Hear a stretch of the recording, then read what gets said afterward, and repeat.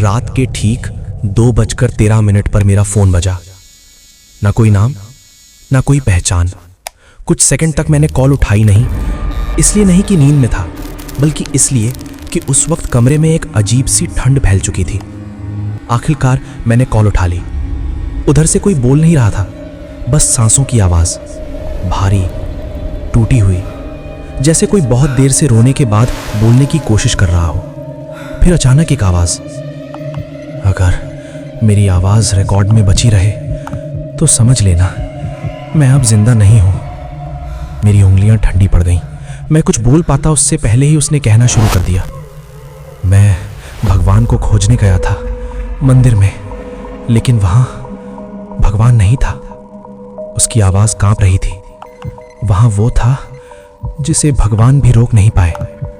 और call cut हुई। अगली सुबह उसी नंबर से एक मैसेज आया, सिर्फ एक चीज, लोकेशन। कोई नाम नहीं, कोई मैसेज नहीं, बस जंगल के बीच एक लाल बिंदु। मैंने जब लोकेशन खोली तो पास के गांव का नाम दिखा। वहां के लोगों से पूछने पर हर किसी का चेहरा बदल गया। उधर क्यों जाना है? एक बूढ़े आदमी ने पूछा। मैंने कहा, मंदिर है ना वहां। वो हंसा नहीं, वो डर गया। मंदिर? उसने दोहराया। हाँ, कभी था। फिर धीरे से बोला, अब वहां भगवान नहीं रहते। शाम होते होते मैं जंगल के किनारे पहुंच चुका था। सूरज ढल रहा था। पेड़ों की परछाइयां जमीन पर ऐसे फैल रही थीं जैसे कोई रेंग रहा हो। दूर से मंदिर दिखाई दे रहा था, पुराना, जर्जर।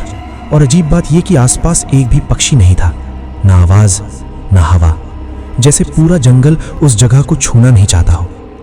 मंदिर के दरवाजे के सामने एक बूढ़ा पुजारी बैठा था।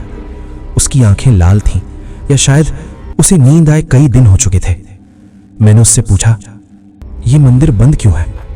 वो मुझे ऊपर से नीचे तक देखने लगा, फिर बोला, तू अंदर जाएगा? मैंने सिर हिलाया। उसने जमीन की तरफ देखा।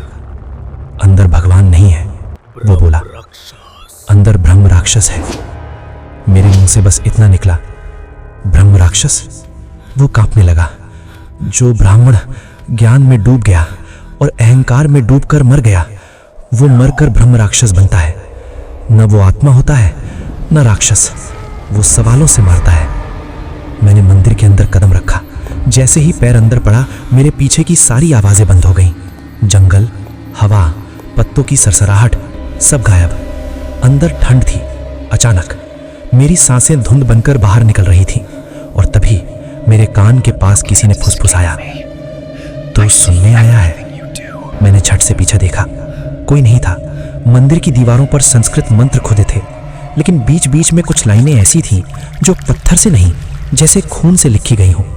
एक पंक्ति बार बार दिख रही थी, ज्ञान मोक्ष देता है, पर अहंकार जुड़ जाए तो वही ज्ञान नरक बन जाता है। मैं गर्भगृह के सामने पहुंचा। वहां एक मूर्ति थी, लेकिन वो मूर्ति किसी भगवान जैसी नहीं थी। उसका चेहरा आधा जला हुआ था, होंठ टेढ़े और आंखें अजीब, जैसे वो मुझे देख रही हो। मैंने कैमरा ऑन किया और उसी पल मूर्ति की आंख झपकी। मेरे शरीर से जैसे जान निकल गई। मेरे दिमाग के अंदर एक आवाज गूंजी, तू सवाल लेकर आया है, मैं जवाब दूंगा, लेकिन बदले में तुझे कुछ देना होगा। मैं कांप रहा था। तू कौन है? मैंने मुश्किल से पूछा।